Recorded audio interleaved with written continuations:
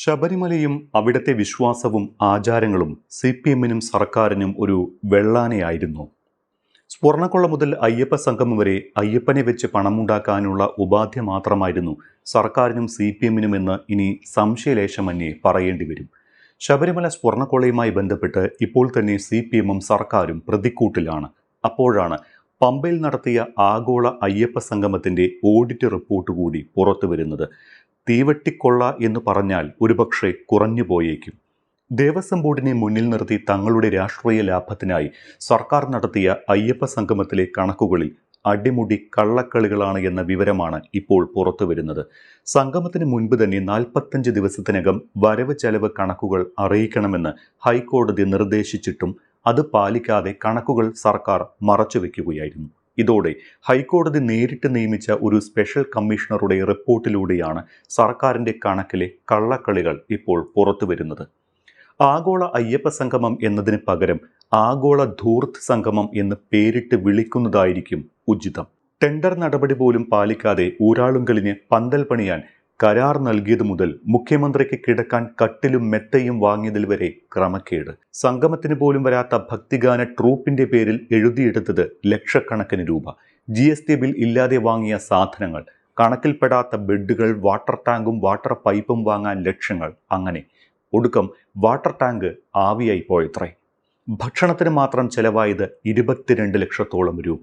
ഉദ്ഘാടനം കഴിഞ്ഞപ്പോൾ തന്നെ സംഗമത്തിൽ ആളില്ലാതായി എന്ന മാധ്യമങ്ങളടക്കം വാർത്ത നൽകിയ സംഗമത്തിൽ ഭക്ഷണം കഴിക്കാൻ 3000, 4000, 5000 വരെ ആളുകൾ ഉണ്ടായിരുന്നത്രേ. അങ്ങനെ ആകെ മൊത്തം ചെലവ് 10,99 ലക്ഷം രൂപ. 11 കോടി രൂപയ്ക്ക് വെറും 1 ലക്ഷത്തിന്റെ കുറവ് മാത്രം. ഇതിൽ ദേവസ്വം ബോർഡ് ഫണ്ടിൽ നിന്നെടുത്ത പണവും വായ്പയെടുത്തതും ചേർത്ത് ഇനിയും തിരിച്ചടക്കേണ്ടത് 4.35 കോടി രൂപ. ദേവസ്വം ബോർഡ് ഫണ്ട് മുഴുവൻ തിരിച്ചടച്ചു എന്ന് ദേവസ്വം മന്ത്രി VN വാസവൻ നിയമസഭയിൽ പറഞ്ഞത് പച്ചക്കള്ളമാണ്. ദേവസ്വം ബോർഡിലേക്ക് ഇനിയും അടയ്ക്കാനുണ്ട് 2 കോടി രൂപ. ആകെ തിരിച്ചടച്ചത് 3 കോടി രൂപയാണ്.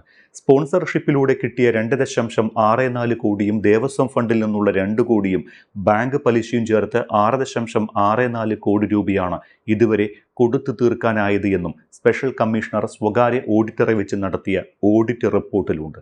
അപ്പോൾ വിശ്വാസത്തിന്റെ മറവിൽ വിശ്വാസികളെ മുതലെടുത്ത് രാഷ്ട്രീയം കൊയ്യാനിറങ്ങിയ സർക്കാർ നടത്തിയത് എത്ര വലിയ തീവെട്ടിക്കൊള്ളയാണ് എന്ന് കണക്കുകൾ സഹിതം ഒന്ന് പരിശോധിച്ചു നോക്കാം.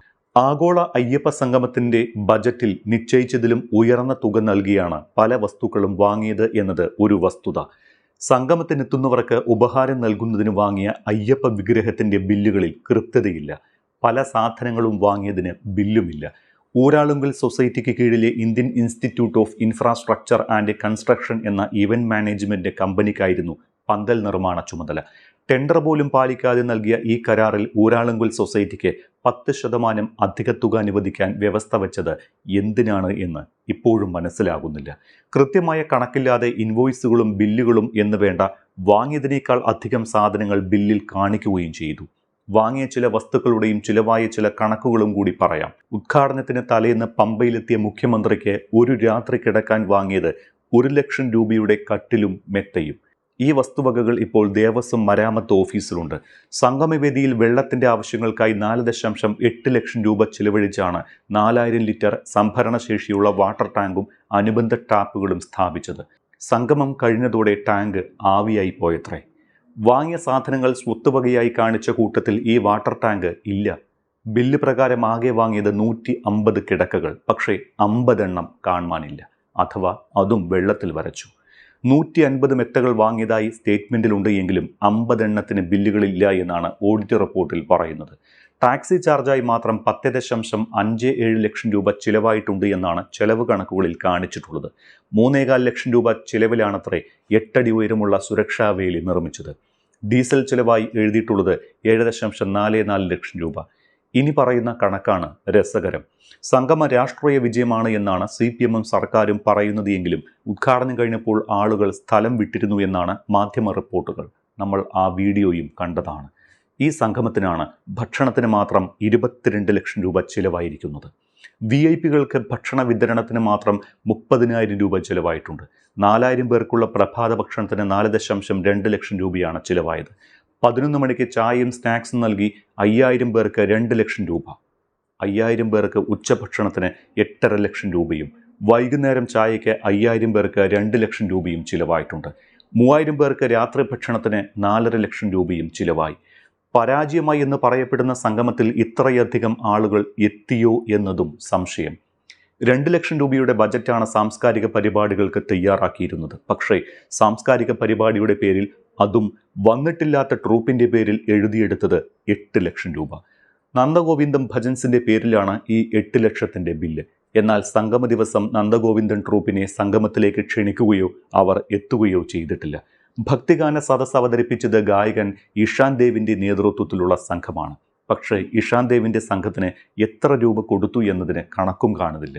ഈ കണക്കുകളെല്ലാം പരിശോധിക്കുമ്പോൾ ശബരിമലയെയും ആചാരത്തെയും മറയാക്കി കോടികളുടെ അഴിമതിയാണ് സർക്കാർ നടത്തിയത് എന്ന് പറയേണ്ടി വരും. തിരിച്ചടച്ചിട്ടില്ലാത്ത പണത്തിന്റെ പേരിൽ ദേവസ്വം മന്ത്രി നിയമസഭയിൽ കള്ളം പറഞ്ഞത് എന്തിന് എന്ന ചോദ്യത്തിനും സർക്കാരും അതിന് നേതൃത്വം നൽകുന്ന CPM മറുപടി പറയണം. ദേവസ്വം ബോർഡിനെ മുന്നിൽ നിർത്തി രാഷ്ട്രീയം കൊയ്യാനിറങ്ങിയ സർക്കാർ ഇപ്പോൾ കൈകഴുകാനുള്ള ശ്രമത്തിലാണ്. 45 ദിവസത്തിനകം വരവ് ചെലവ് കണക്ക് ഓഡിറ്റ് ചെയ്ത് സമർപ്പിക്കണമെന്ന ഹൈക്കോടതി ഉത്തരവ് പോലും സർക്കാർ പാലിക്കാതിരുന്നതുകൊണ്ടാണ് ഹൈക്കോടതിക്ക് സ്പെഷ്യൽ കമ്മീഷണറെ നിയമിക്കേണ്ടി വന്നത്. ഓഡിറ്റ് റിപ്പോർട്ടും സ്പെഷ്യൽ കമ്മീഷണറുടെ റിപ്പോർട്ടും ഇപ്പോൾ ഹൈക്കോടതിയിലുണ്ട്. ഈ കണക്കുകൾക്ക് സർക്കാരും CPM ഹൈക്കോടതിയിൽ മാത്രമല്ല ജനങ്ങളോടും ഇനി കണക്ക് പറയേണ്ടി വരും. ഇല്ലെങ്കിൽ ജനം തെരഞ്ഞെടുപ്പിൽ കണക്ക് പറയിക്കും.